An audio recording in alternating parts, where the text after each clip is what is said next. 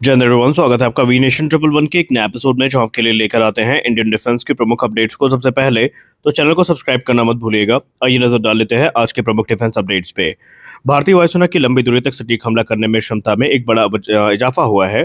BrahMos aerospace के सह निदेशक एलेक्जेंडर माक्सीचेव के अनुसार करीब 40 SU-30 IMKI विमान, जो air launch BrahMos supersonic cruise missile है, उसको लॉन्च करने के लिए तैयार कर दिए गए हैं।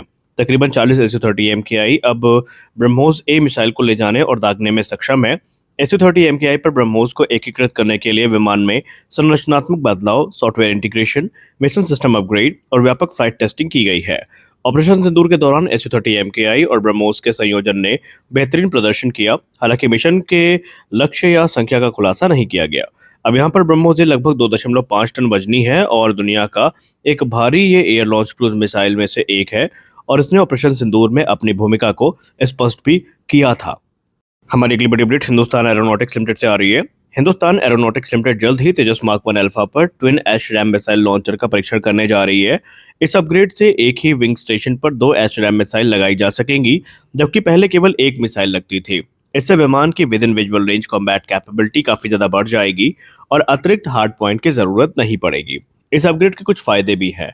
एक ही पायलन पर 2 मिसाइल होने से बाकी हार्ड पॉइंट को अन्य हथियारों के लिए इस्तेमाल किया जा सकेगा, जैसे कि BVR मिसाइल्स हो गई, प्रिसीजन गाइडेड बॉम्ब्स हो गए, इलेक्ट्रॉनिक वॉरफेयर पॉड्स हो गए, एक्सटर्नल फ्यूल टैंक्स हो गए। इससे तेजस मार्क 1 अल्फा की कॉम्बैट फ्लेक्सिबिलिटी और मिशन वर्सेटैलिटी दोनों बढ़ेंगी।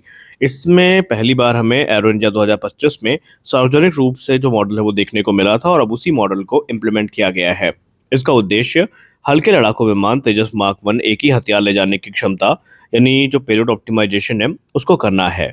अब एशरैम मिसाइल की बात रही तो एशरैम दुनिया की बहुचर्चित शॉर्ट रेंज की एयर टू एयर मिसाइल है और दुनिया की आधुनिक एयर टू एयर मिसाइल में इसको गिना जाता है।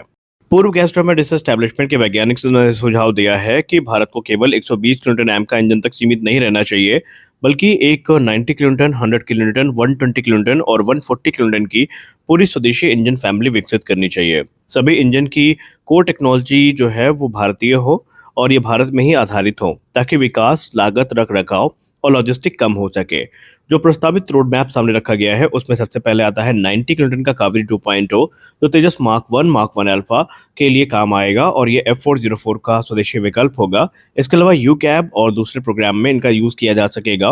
वही 100 किलोन्यूटन का जो इंजन है वो बेसिकली 120 किलोन्यूटन के इंजन के कोर से विकसित किया जा सकता है, जो भविष्य में तेजस मार्क 2 के लिए काफी मददगार साबित होगा। बाकी एम का इंजन 120 किलोन्यूटन और फ्यूचर में जो 6th जनरेशन फाइटर है उनके लिए 140 किलोन्यूटन का जो इंजन है, ये भारत के कार्यक्रम का हिस्सा होना चाहिए। इसके उन्होंने कुछ फायदे भी गिनाए हैं कि विदेशी इंजनों पर निर्भरता कम होगी, एक जैसी तकनीक होने के कारण स्पेयर पार्ट्स और मेंटेनेंस आसान होगा, विकास, लागत और समय सब बचेंगे। इसके अलावा जो भविष्य की आवश्यकताओं के अनुसार इनको आसानी से अपग्रेड किया जा सकेगा। भारतीय वायुसेना ने भविष्य में तेजस मार्क 1 और तेजस मार्क 2 लड़ाकू विमानों को एयर लॉन्च, कामिकाजी ड्रोन और बाद में कोलैबोरेटिव कॉम्बैट एयरक्राफ्ट से लैस करने की योजना पर काम करने का फैसला किया है। इसका उद्देश्य मानव संचालित फाइटर जेट्स और AI आधारित ड्रोन को मिलाकर युद्ध क्षमता को कई गुना बढ़ाना है। यहाँ पर पहले चरण में हमें तेजस मार्क 1 अल्फा और मार्क 2 से 150 से लेकर 300 किलोमीटर रेंज वाले एयर लॉन्च कामिकाजी ड्रोन छोड़ते नजर आएंगे। ये ड्रोन दुश्मन के radar, air defence system, command centre, logistic hub और अन्य महत्वपूर्ण ठिकानों पर सटीक हमला करेंगे। हवा से लॉन्च होने के कारण इनकी पहचान करना काफी मुश्किल होगा और इनको रोक पाना बहुत मुश्किल होगा। दूसरे चरण में तेजस फाइटर जेट मदरशिप की तरह काम करेगा और अपने साथ छोटे कोलैबोरेटिव कॉम्बैट एयरक्राफ्ट ले जाएगा। CCA की अनुमानित ऑपरेशनल रेंज 400 से लेकर 600 किलोमीटर के बीच में होने वाली है। ये ड्रोन केवल आत्मघाती हथियार नहीं, बल्कि लड़ाकू विमान के AI विंग मैन की तरह काम करेंगे। अब CCA को अस्त्र एयर टू एयर मिसाइल से लैस किया जा सकता है। इससे वे दुश्मन के लड़ाकू विमान को मार गिराने, स्कॉट मिशन करने और मुख्य फाइटर जेट की सुरक्षा में सक्षम होंगे। इसके अलावा नेटवर्क सेंट्रिक वॉरफेयर में इनकी भूमिका काफी महत्वपूर्ण होगी। हाल ही में एक रिपोर्ट सामने आई है जहां पर बताया गया कि भारत और फ्रांस के बीच में छठी पीढ़ी के फाइटर जेट के विकास पर उच्च स्तरीय बातचीत हुई है। ये चर्चा भारत के रक्षा मंत्री राजनाथ सिंह और फ्रांस के रक्षा मंत्री कैथरीन वाल्ड्रिन की बैठक के दौरान हुई, जिसमें भविष्य के एयर कॉम्बैट टेक्नोलॉजी पर सहयोग की संभावनाओं को एक्सप्लोर करने पर जोर दिया गया। भारत और France 6th generation fighter jet पर सहयोग की संभावना तलाश रहे हैं। भारत अपने एमका प्रोग्राम को जारी रखते हुए अंतर्राष्ट्रीय सहयोग के विकल्प भी देख रहा है।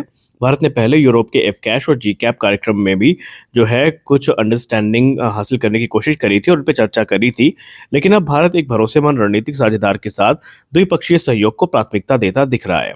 रिपोर्ट के अनुसार दो देशों के बीच में सहयोग बहुपक्षीय प्रोग्राम की तुलना में तेज, स्पष्ट जिम्मेदारियों के साथ और बेहतरीन तकनीकी नियंत्रण देने वाला होगा। अब यहाँ पर आगे देखना यह है कि फ्रांस और भारत के बीच में यह बातचीत किस आयाम को प्राप्त करती है, किस अंजाम तक पहुंचती है। तो आज के इस वीडियो में बस इतना ही। आशा करते हैं वीडियो आपको अच्छी लगी होगी। वीडियो अच्छी लगी वीडियो को लाइक करिए, नए चैनल को सब्सक्राइब करिए। मिलते हैं अगले वीडियो में, तब तक के लिए जय हिंद।